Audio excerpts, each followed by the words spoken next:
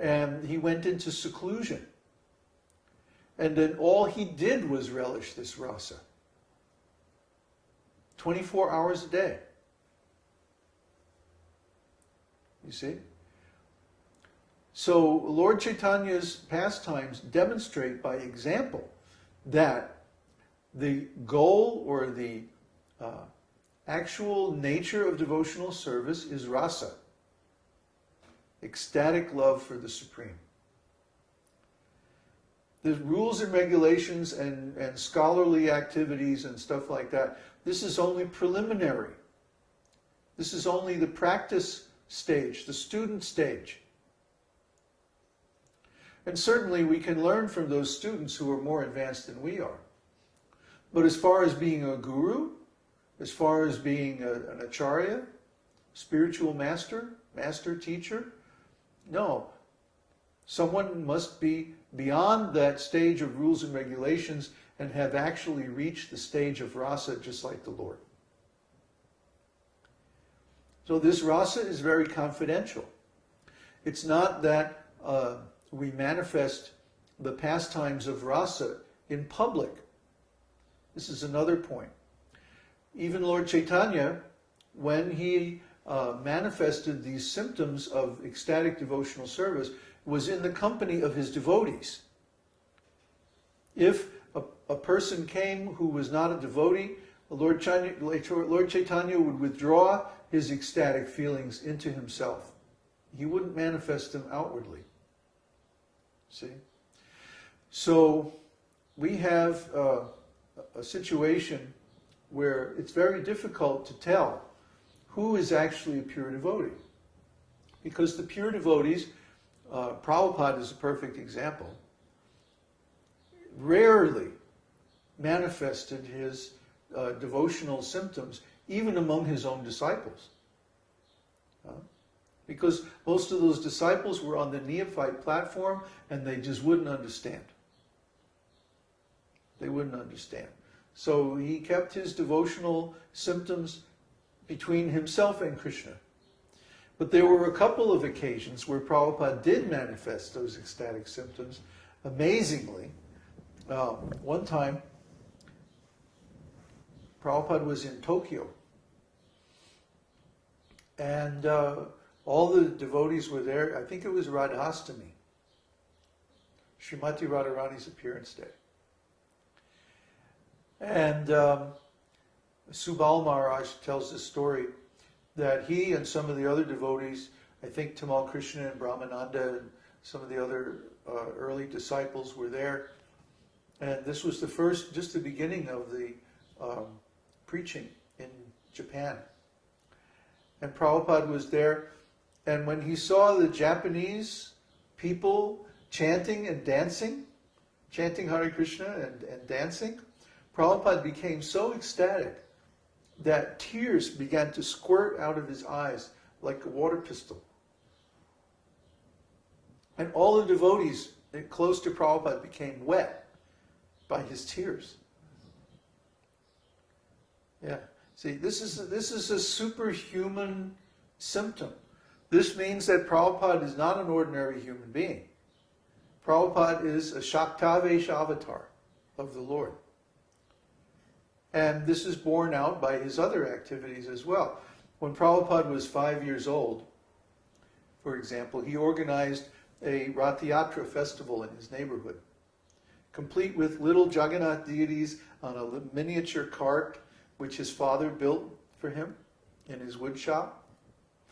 And he organized all the neighbors to cook a big feast, and then they got together and had a kirtan and drew the cart down the street by ropes. Prabhupada did this spontaneously at 5 years old. Now, I've never heard before or since of this, any kind of activities like this by a 5-year-old child. And then, of course, Prabhupada did the most unprecedented and amazing thing, which is that he spread the devotional service of Lord Krishna all over the world, outside of India. It was the first time ever. Some of the other disciples of Bhaktisiddhanta had gone to London, England, and to Germany. I think Stuttgart or someplace like that in Germany. And they were completely unsuccessful. In fact, they were talking to one English member of parliament, I think. And they were saying, we want to initiate people as brahmanas. Bhaktisiddhanta had given them the authority to initiate. And so the member of parliament, the MP, as they call it, was saying, well, what do we have to do? Well, you have to give up meat eating, fish and eggs, intoxication like smoking and even coffee, and illicit sex, which means sex which isn't for the production of children, and gambling, and you have to chant 64 rounds of Hare Krishna mantra every day. I'm getting a ton of bricks. Yeah, the guy said, impossible. That was his reply, impossible. Impossible. So they returned from Europe without any result. And these are big sannyasis, you know. They became gurus later on in Gaudiya Math after Bhaktisiddhanta's disappearance. But these big gurus and big sannyasis, they couldn't even make one devotee in the West. Prabhupada came and he made thousands of devotees in the West. So what is the potency of Srila Prabhupada compared to his godbrothers? It's just astonishing, astounding, his potency. There's one recording, I think it's in Atlanta or somewhere like that, he starts to speak and he just chokes up. Oh, Prabhupada was always full of ecstasy. And most of the time he kept it well hidden. But sometimes it came out. I was there in Atlanta when that happened. That was astonishing. And you could feel it was like electricity going through the whole room. You could feel it. Everybody felt it. Everybody who was there. One time in Hawaii, we worshipped, one of the ladies in Hawaii, Govinda Dasi, has Prabhupada's original deity, his original Krishna deity. And they used to be in New York, and somehow or other she came into possession. Prabhupada stayed with her and her husband for weeks at a time when he was in Hawaii. But anyway, the Janmashtami program, she brought this deity to the temple, the Hawaii temple. And we had a bathing ceremony. And everybody who bathed this deity felt this incredible rush of ecstasy. We've had bathing ceremonies here before, and they were nice. But this was really extraordinary. I mean, really, you felt it all over your body. It was just like this incredible tingling rush of ecstasy all over your body. Just by bathing this little deity that had belonged to Srila Prabhupada and was worshipped by him during his childhood.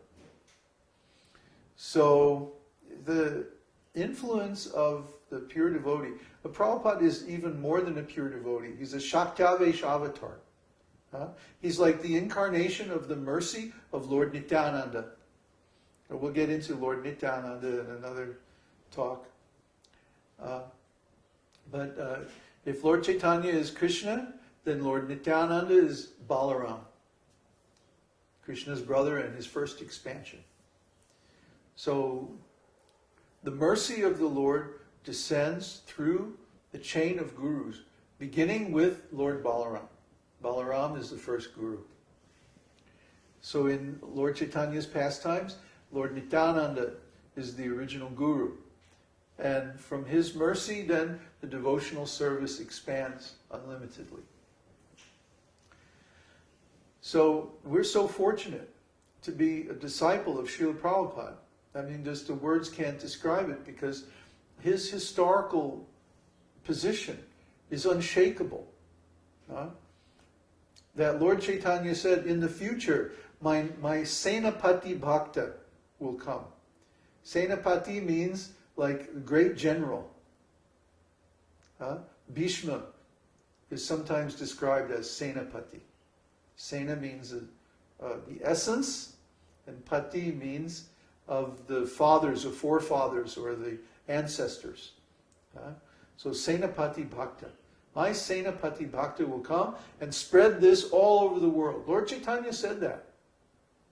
Well, who did it? Srila Prabhupada. So Srila Prabhupada, who is Srila Prabhupada? We don't know. He never revealed his actual spiritual identity. But he must be some major character in Krishna's pastimes or something. He must be some very important devotee because of what he did. We can understand. I mean, I've been preaching now for like 8 years. And just to make one devotee is a huge effort.